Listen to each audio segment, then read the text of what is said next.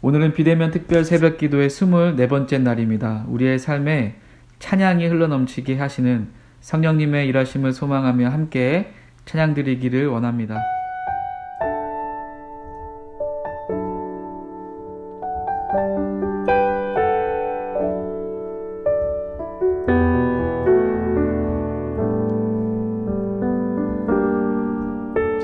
마음이 상한 자를 고치시는 주님,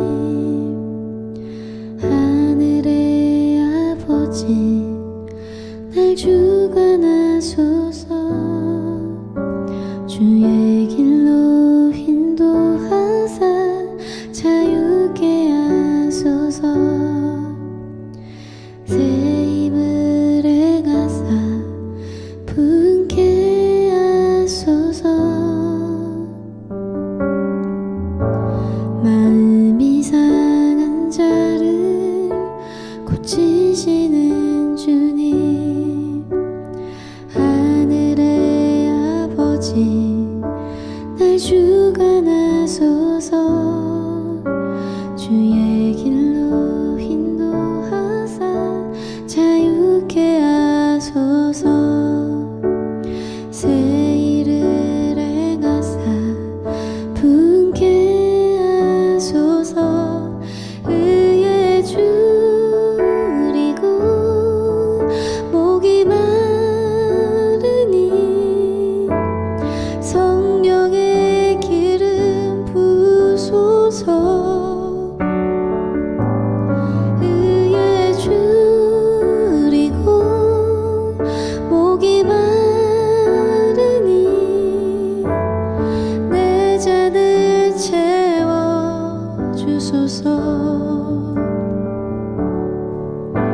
성령으로 채우사 주보게 하소서. 주의 임재 속에 은혜 알게 하소서. 주 뜻대로 살아가리 세상 끝날까지. 나를 빚으시고 새날 열어주소서. 의에 줄이고 목이 마르니 성령의 기름 부소서. 의에 줄이고 목이 마르니 내 잔을 채워주소서. 의에 줄이고 목이 마르니 성령의 기름 부소서. 의에 줄이고 목이 마르니 내 잔을 채워주소서.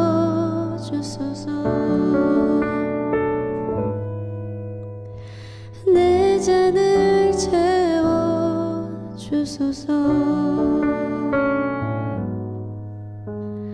내 잔을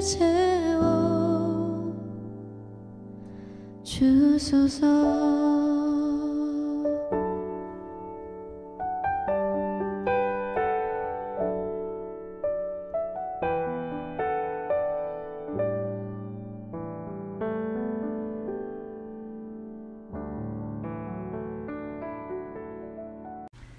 우리에게 주시는 하나님의 말씀은 고린도 후서 1장 3절에서 6절까지입니다. 각자의 자리에서 함께 봉독하겠습니다. 찬송하리로다. 그는 우리 주 예수 그리스도의 하나님이시오. 자비의 아버지시오. 모든 위로의 하나님이시며 우리의 모든 환난 중에 우리를 위로하사 우리로 하여금 하나님께 받는 위로로서 모든 환난 중에 있는 자들을 능히 위로하게 하시는 이시로다. 그리스도의 고난이 우리에게 넘친 것 같이 우리가 받는 위로도 그리스도로 말미암아 넘치는도다. 우리가 환난 당하는 것도 너희가 위로와 구원을 받게 하려 하는 것이요 우리가 위로받는 것도 너희가 위로를 받게 하려는 것이니 위로가 너희 속에 역사하여 우리가 받는 것 같은 고난을 너희도 견디게 하느니라. 아멘. 이 시간 찬양하는 삶이라고 하는 제목으로 담임 목사님께서 말씀을 전해 주실 때 큰 은혜 받으시기를 바랍니다. 할렐루야. 이제 코로나19가 확진자의 수가 많이 감소해져 가는 것 같습니다. 앞으로 어떻게 될지 모르지만 그래서 이게 감소세에 들어가면 이번 주가 끝나고 그 다음 주부터는 사회적 거리두기가 완화가 되면 교회에서 또 대면 예배가 20%, 30% 뭐 이런 식으로 또 다시 늘어나지 않겠나라는 그런 조심스러운 생각을 합니다. 하여간 2월 달부터라도 백신 접종이 시작이 되면 이제 안정화에 들어가게 될 것입니다. 조금만 더 여러분들이 참고 조금만 더 우리가 각 가정에서 기도하는 생활을 여러분들 열심을 내주시기 바랍니다. 이제 교회 모든 것이 잘 회복되기 위해서도 꼭 여러분들이 기도해 주시길 바라고요. 자, 오늘 아침에는 성령님이 움직이는 삶 중에 따라합시다. 찬양하는 삶. 예. 찬양하는 삶에 대해서 말씀을 드리려고 합니다. 사람이 살아가면서 비판을 받고 책망을 받고 그러기 원하는 사람은 아마 거의 없을 겁니다. 비판받고 책망받고 꾸중받을 때 마음이 참 편안하다는 사람이 있습니까? 없습니다. 참 마음이 아프죠. 당신이 왜 그랬어? 당신이 왜 그런 식으로 살아가? 그런 말을 들으면 아프고 또 마음에 상처가 되고 살맛이 안 납니다. 그래서 마음이 상하고 몸이 상하기도 합니다. 그러나 칭찬의 말을 듣고 격려의 말을 들으면 얼마나 좋은지 몰라요. 칭찬하는 사람도 기쁘고 칭찬을 받는 사람도 기쁘고 이 칭찬을 주고받는 것 그것을 옆에서 보는 사람도 즐겁고 그리고 이제 평안이 넘쳐나게 되어집니다. 그래서 이 칭찬을 자꾸 칭찬을 주고받으면 몸도 건강해져서 병에서도 고침을 받는답니다. 칭찬을 주고받으면 서로 이제 마음에 기쁨이 생겨나고 결국 그 즐거움이 우리 몸에 양약이 되어진다고 성경은 우리에게 그 교훈을 가르쳐 주고 있습니다. 그렇기 때문에 여러분들이 할 수 있는 대로 많이 칭찬해 주시고 격려해 주시고 또 위로하시기 바랍니다. 그러면 그것 때문에 양약이 되어서 병이 들어오지 못하게 되어지는 겁니다. 그러니 우리 모두 간에 특별히 자주 만나는 가족 간에 자꾸 격려하고 칭찬해 줘야 돼요. 또 이제 이웃들 간에도 그렇고 우리 교우들 간에도 그렇습니다. 아이고 목사님 그런 말 하지 마세요. 뭘 칭찬할 구석이 있어야 칭찬을 하죠. 그렇게 말하고 싶은 분들이 지금 계실지도 모르겠습니다만은 눈이 밝으면 얼마든지 여러분들 칭찬할 수가 있습니다. 만일에 아내의 키가 크면 어우 시원시럽해서 커서 좋네. 만일에 아내가 작으면 여러분들 야 작아서 참 안정감이 있어서 참 좋다. 또 미인이라면 예쁘니 참 좋다. 못났으면 편안해서 참 좋다. 그러니 칭찬을 하려고 하면 얼마든지 여러분들 우리가 칭찬할 수 있어요. 저는 그렇게 생각해요. 우리의 눈만 밝으면 얼마든지 칭찬하고 격려할 수 있다라고 생각합니다. 새벽에 술이 취해서 들어온 남편이라 할지라도 여러분들 그 남편이 용케 그래도 집을 찾아 들어오니 그 찾아 들어오는 것이 좋지. 아무 데서나 잠자다 파출소에 끌려가면 그거 좋겠습니까? 또 외박하지 않고 들어온 것이 고맙고 그렇게 술을 마시고도 아침에 일어나서 출근하는 그런 건강이 있으니 또 고맙고, 다 찾아보면은 왜 고마울 것이 없고 왜 칭찬할 것이 없겠습니까? 사실 눈을 밝게 뜨면 어떤 상황에서든지 칭찬할 수가 있어요. 어떤 상황이든지 서로 편안하게 격려해 줄 수가 있습니다.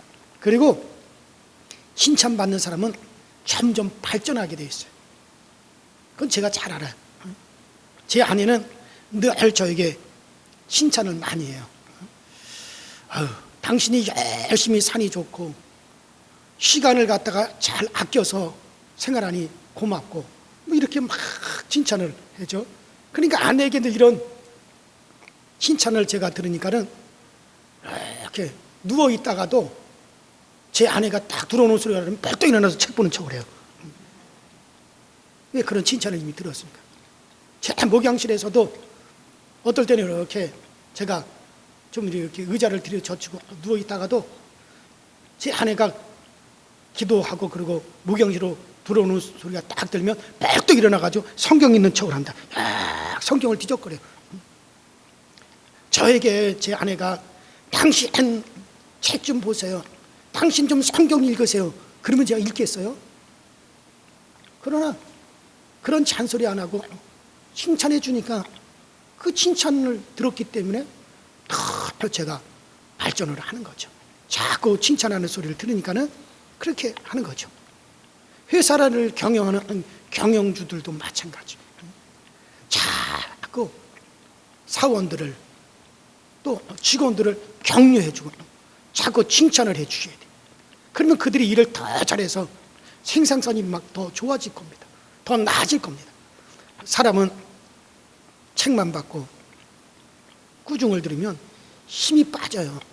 일을 더 못하게 합니다. 더 못하게 되는. 목사도 마찬가지예요. 목회자로 하여금 더 열심히 목회하게 하는 방법이 뭔지 아세요?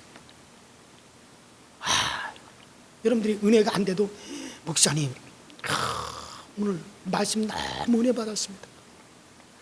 우리 목사님 말씀이 너무 좋아요. 그러면 목사는요 머리 탁 하고 더 기도하고 더 성경 보고 더 열심히 말씀 준비하고 그래요. 아무리 목이 터져라고 외쳐도 반응도 전혀 없고, 인사를 하더라도 그냥 쌩쌩 바람 부듯이 휙휙휙 이렇게 가고, 목사는 참 목회할 맛 안 난다. 목회할 맛 안 난다. 아니 우리 교회는 절대 안 그래요. 저 강 건너가는 어떤 교회들은 그렇더라고요. 그러니까 우리가 어떤 일에도 서로 칭찬하고 격려해주고 서로 위로가 되어주고, 우리 주님께서 우리에게 뭐라 그랬습니까? 대접을 받고자 하는 대로 남을 대접하라, 그렇게 말씀하셨어요. 우리 모두 칭찬받기 원하지. 여러분 우리 어디 꾸중받고 책망받기 원하는 분이 있으면 한번 손 들어보세요. 아무도 없지 않습니까? 아무도 없습니다. 늘 내가 칭찬받기 원하는 것처럼 일터에서나 회사에서나 교회에서나 가정에서나 어디서나 여러분들이 열심히 칭찬할 수 있기 바랍니다. 위로하고 격려해 주기 바랍니다. 그러면 나도 칭찬을 받고 나도 격려를 받게 되어지는 겁니다. 참 좋은 이웃을 만나서 감사합니다. 참 좋은 교우를 만나서 참 감사합니다. 참 좋은 목사님 만나서 감사합니다. 이렇게 좋은 이웃과 살게 하시니 참 감사합니다. 이렇게 말하는 사람이 좋은 이웃이 되고 좋은 교우가 되어지는 거예요. 참 신비로워. 내가 대접받기 원하느냐? 그럼 네가 먼저 대접하라. 너 칭찬받기 원하냐? 네가 먼저 칭찬해라. 그래요. 자, 그러면 우리가 이렇게 칭찬받기를 원하듯이 우리 하나님께서는 찬양받기를 정말 목말라 하십니다. 우리 하나님은 찬양받기를 정말 목마르게 원하시는 분이 우리 하나님이세요. 자, 이사야 42장 21절에 하나님께서 우리를 지으신 목적이 나와 있습니다. 내가 이 백성을 왜 지었느냐? 나의 찬송을 부르게 하기 위하여, 하나님을 찬양하게 하기 위해서 하나님께서 이 백성을 지으셨다고 그렇게 말씀하셨습니다. 그래요. 하나님께서는 찬송받으시기 위해서 우리를 지으셨습니다. 그런데 우리를 로봇처럼 탁 만들어가지고 그냥 저절로 그냥 찬양이 저절로 녹음기에서 카세트에서 전축에서 흘러나오듯이 그렇게 우리를 노문 모양으로 그렇게 찬양이 나오도록 그렇게 만드신 것이 아니라 우리에게 자유의지를 주셔서 찬양할 수도 있고 안 할 수도 있고 찬양할 수도 있고 불평할 수도 있고 감사할 수도 있고 찬양할 수도 있고 또 불평할 수도 있고 그렇게 자유의지를 가지도록 하나님은 그렇게 우리를 만드시고 그리고 우리에게 뭐라고 하십니까? 너희들을 복종시켜서 찬송하라. 찬송하라. 그래서 우리에게 찬송을 기대하시는 거예요. 시편 22편 3절에도 이스라엘의 찬송 중에 거하시는 주여 주는 거룩하시나이다. 한번 따라합시다. 하나님은 찬송 중에 거하신다. 하나님은 찬송 중에 이스라엘의 찬송 중에 거하시는 주여 주는 거룩하나이다. 그렇게 말씀해요. 하나님께서는 찬송을 너무 좋으셔서 찬송하는 그곳에 강림하셔서 복도 주시고 찬송하는 그곳에 강림하여 주시는 것입니다. 찬송 중에 우리 주님은 임재하신다고 말씀하셨어요. 우리 교회가 지금보다 더 하나님을 뜨겁게 찬양하면 찬양 중에 거하시는 그 주님의 우리 교회에 기쁨으로 임하실 거야. 찬양 중에 거하시는 그 주님께서 즐거이 우리 교회에 임하시고 우리와 함께 하실 것입니다. 교회는 거룩함이 있습니다. 다른 곳과는 다른 느낌이 있습니다. 회사나 학교나 어떤 백화점이나 그럴 때와는 가슴이 달라요. 교회에 오면 거룩하고 그리고 신비로운 느낌을 받는 것은 하나님께서 임재하고 계시기 때문인 줄로 믿습니다. 그래요. 그리고 교회에서 바로 이 교회는 하나님이 임하시니 거룩함으로 충만하고 악한 영은 물러가는 겁니다. 제가 지난주 주일설교회 여러분들에게 우리는 귀신들도 두려워할 존재라고 말씀을 드렸어요. 여러분들 그래요. 사무엘상 6장 16장 23절에 보면 사울왕이 악신 들려서 막 기로할 때 악신 들려가지고 막 사울왕이 막 고통스러워할 때 그때 다윗이 수금을 켜면서 찬양을 할 때 그 악신이 물러갔어요. 악령이 떠나가 버렸어요. 그리고 사울의 마음이 상쾌해지고 기쁨이 왔어요. 마찬가지예요. 우리가 찬양할 때 여러분들 마귀가 떠나가요. 귀신들이 떠나가요. 그래서 우리가 찬송 중에도 원수 마귀 모두 쫓겨가기는 예수 이름 듣고 겁이 남이라. 우리 찬송 듣고 지옥 떨리니 뭐라 그랬습니까? 우리 찬송 듣고 지옥 권세가 떤다는 거예요. 우리 성도들이 막 찬송을 막 올려드릴 때 여러분들 지옥 권세가 막 흔들려, 음부의 권세가 막 흔들려. 원수 마귀 사탄이 도저히 괴롭고 고통스러워 견디지 못하고 막 떠나가는 역사가 일어나는 것. 바로 찬양 속에 우리 주님이 임하시기 때문에 그러는 겁니다. 우리가 예수님을 찬양할 때 마귀와 귀신은 물러가고 지옥은 안 떨리고 능력이 임하는 것입니다. 찬송이 울려 퍼지면 하나님께서 기뻐하시고 찬송이 막 울려 퍼지기는 우리 모두가 성령이 충만하게 되고 그분 주변에 있는 사람들도 은혜를 받아서 기쁨과 새 힘을 얻는 겁니다. 제가 한 번은 저 고속도로로 차를 몰고 가다가 제 아내와 함께 휴게소에 들어갔는데 휴게소에 찬송이 막 울려 퍼지는 거예요. 휴게소에 딱 들었을 때 그곳이 천국인 줄 알았어요. 찬송이 휴게소 식당, 화장실, 바깥에까지 전체에 막 찬송이 울려 퍼지고 있어요. 이 찬송가 가사가 나오면은 다른 종교인들이 항의할까봐 찬송가 가사는 나오지 않고 곡조만, 음악만 막 울려 퍼지는 거예요.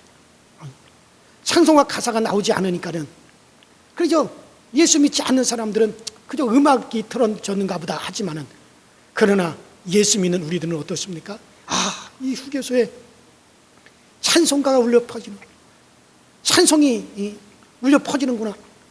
그리고 정말 좋아하고 기뻐하고 상쾌하고. 그래서 예수 믿지 않는 사람들은 무슨 노래인지 모르고 음악으로 듣지만은 예수 믿는 우리는 찬송이 나오니 너무 좋았어요. 그 휴게소가 너무 마음에 들었어요. 휴게소에서 잠깐 쉬는 동안 꼭 천국에 와 있는 그런 느낌이었습니다. 그래요. 찬송이 퍼지면 하나님께서 기뻐하시고 우리에게는 능력이 흐르고 이 세상은 밝아지는 거예요. 우리나라에 있는 많은 호텔 주인들이 예수를 믿어가지고 호텔에 들어가면 찬송가가 쫙 울려 퍼지면 얼마나 좋습니까? 우리나라 호텔 주인들이 다 예수 믿게 되기를 주 이름으로 축원합니다. 뭐 여러분 기분 나쁘? 호텔 주인들이 예수 믿으라는데 얼마나 좋은 일입니까? 휴게소 모든 주인들이 다 예수를 믿어서 휴게소마다 찬송이 울려 퍼지기를 바랍니다. 얼마나 좋습니까? 얼마나 기쁩니까? 그래요. 찬송이 퍼지면 하나님께서는 기뻐하시고 우리에게는 능력이 흐르고 이 세상엔 밝아지는 겁니다. 자, 오늘 본문에 자, 이것은 제쳐두고라도 찬송해야 될 이유를 바울 사도가 우리에게 설명해 주고 있습니다. 자, 바울이 고린도 교회 교인들에게 찬송하라고 합니다. 그럼 왜 찬송하라고 합니까? 예수 그리스도의 아버지 하나님 때문에 찬송하라. 한번 따라합시다.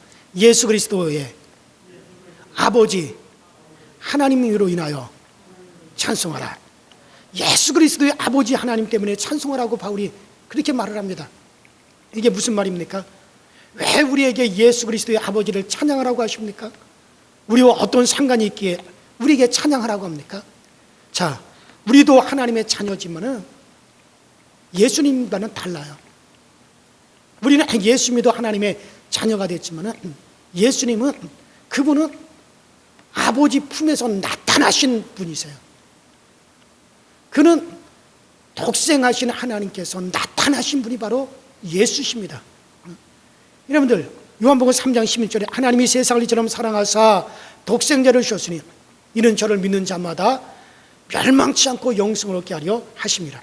하나님께서 우리를 사랑하사 우리를 위해서 그 독생자 예수 그리스도를 이 땅에 화목제로 보내시고 그 예수를 말미암아 우리의 죄를 청산하시고 그 예수를 말미암아 우리를 의롭게 하여 주셨습니다.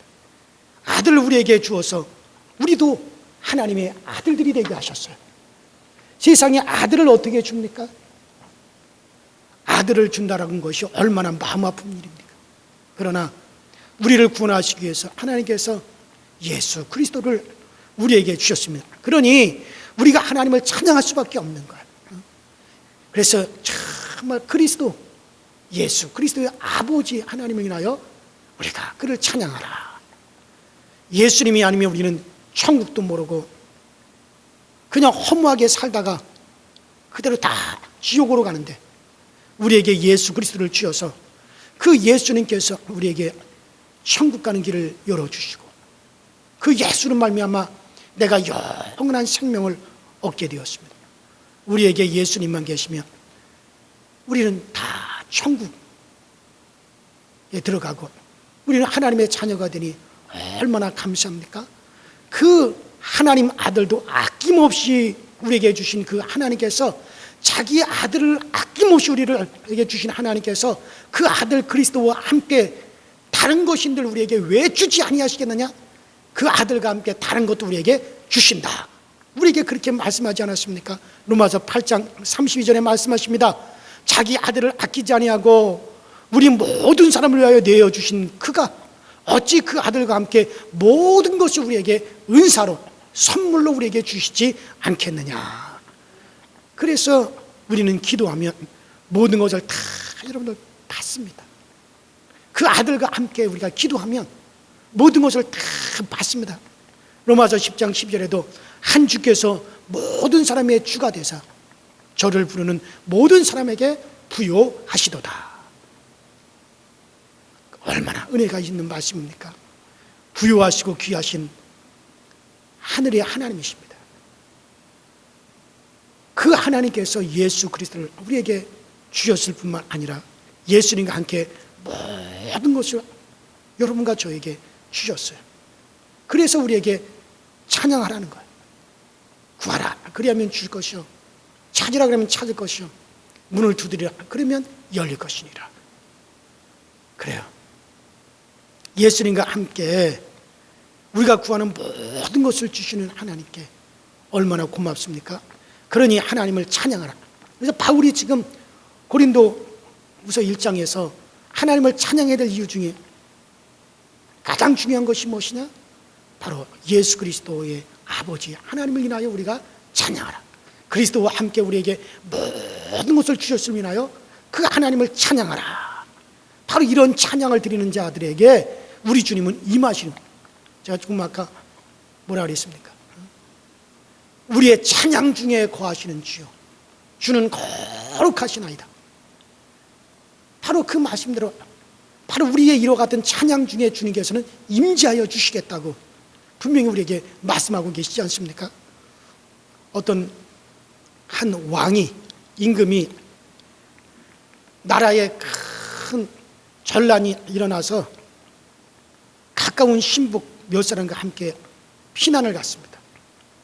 깊은 산골에 있는 한 농가에 가서 자기가 왕의 신분이라는 것을 싹 숨기고, 그리고 내가 이 집에서 좀 쉬었다 가도 되겠소?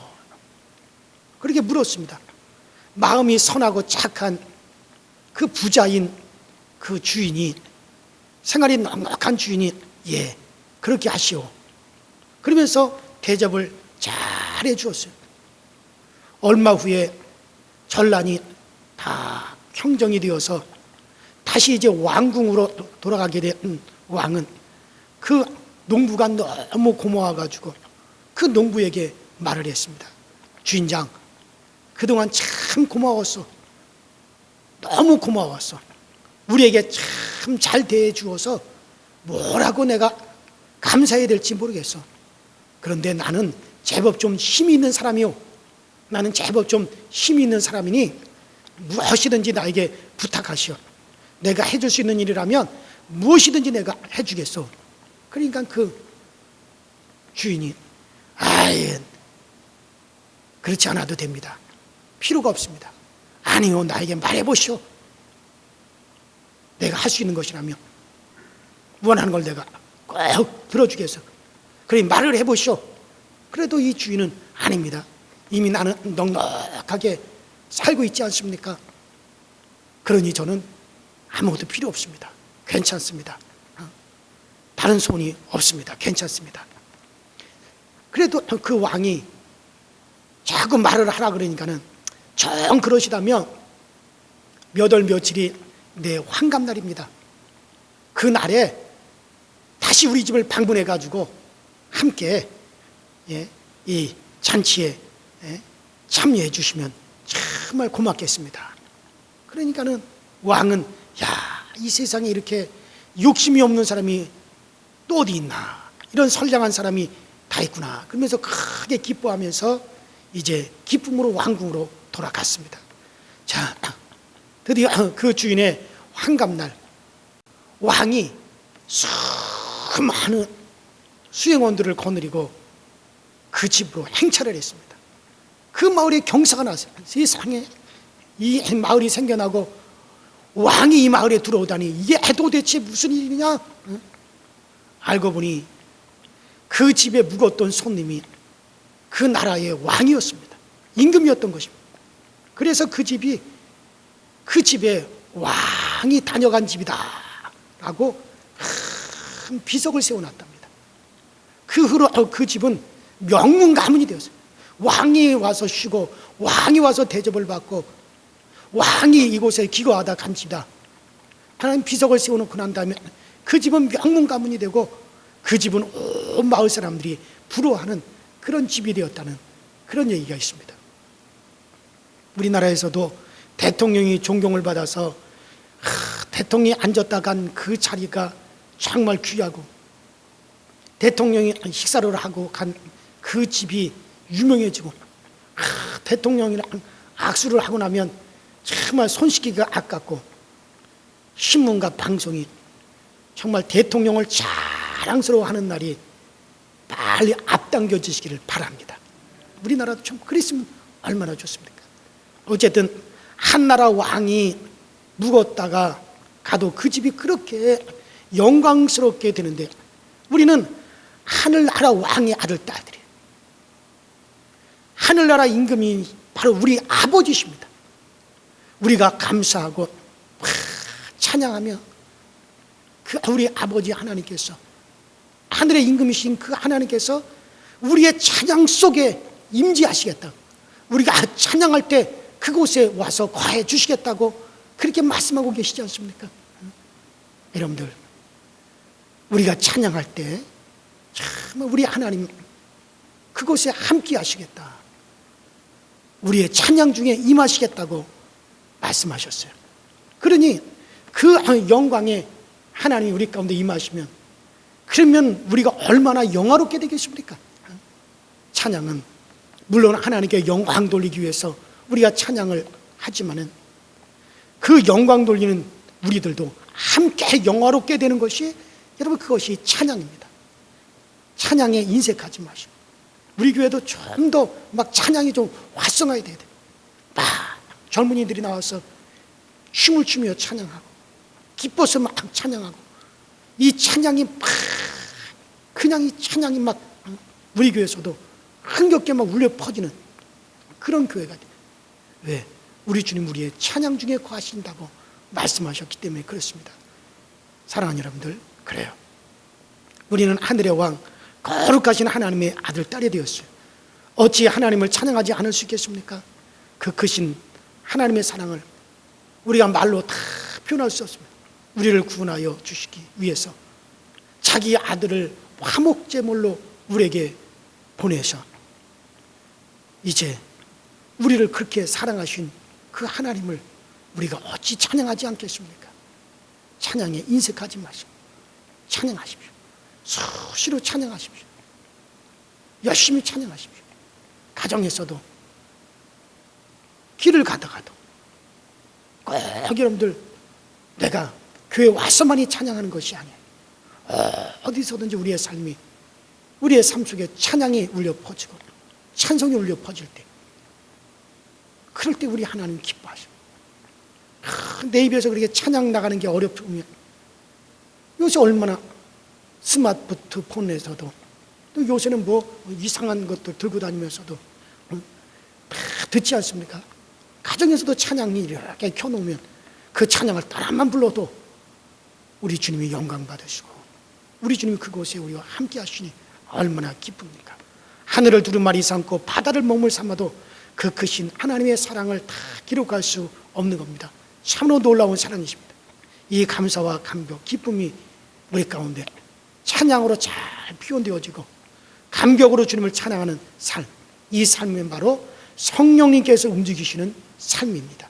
성령님께서 움직이시는 삶은 바로 찬양하는 삶으로 우리를 이끌어 가시면, 아무쪼록 우리가 이런 찬양을 많이 올려드리고 또 우리의 삶이 찬양하는 삶이 되어서 그때마다 주님께서 여러분들에게 기쁨으로 임하시는 그런, 그래서 우리가 다 영화롭게 되어지기를 주의 이름으로 축원합니다.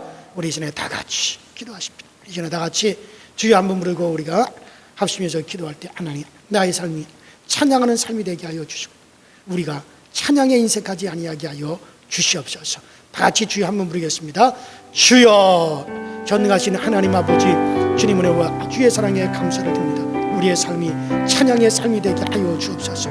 성령님께서 움직이시는 삶은 또 찬양하는 삶입니다. 우리는 앉을 때도 설 때도 우리 길을 갈 때도 우리 하나님을 찬양하는 저희들이 되게 하시고, 우리가 찬양하는 동안 우리 하나님 우리 가운데 임하시고, 우리가 찬양할 때 권수 마귀 사탄의 권세는 다 끼워지고 지옥 권세가 흔들린다고 하지 않았습니까? 우리 모두가 찬양함으로 정말 우리 가운데 임하시는 그 성령님을 우리가 더욱더 높여드리게 하시고, 우리가 찬양함으로 기쁨으로 성령님께서 우리 가운데 임하셔서 기쁨으로 성령님의 일을 하실 수 있도록 우리는 많은 찬양을 올려드릴 수 있는 저희가 되어지도록 주여 도와 주옵소서. 정말 우리가 입술이 백개고 천개라며 우리가 한 번쯤은 세상의 것을 우리가 정말 노래하게 하지만 우리의 입은 하나밖에 없습니다. 하나밖에 없는 이 입을 가지고 우리 하나님을 찬양하는 게 부족함이 없게 하시고 열심히 주님을 찬양하고 찬양의 제사가 항상 우리 강서지일 교회에서도 울려 퍼지게 하여 주시고 우리의 가정에서도 찬양이 울려 퍼지게 하시고 우리의 심령에서는 항상 찬양이 울려 퍼져서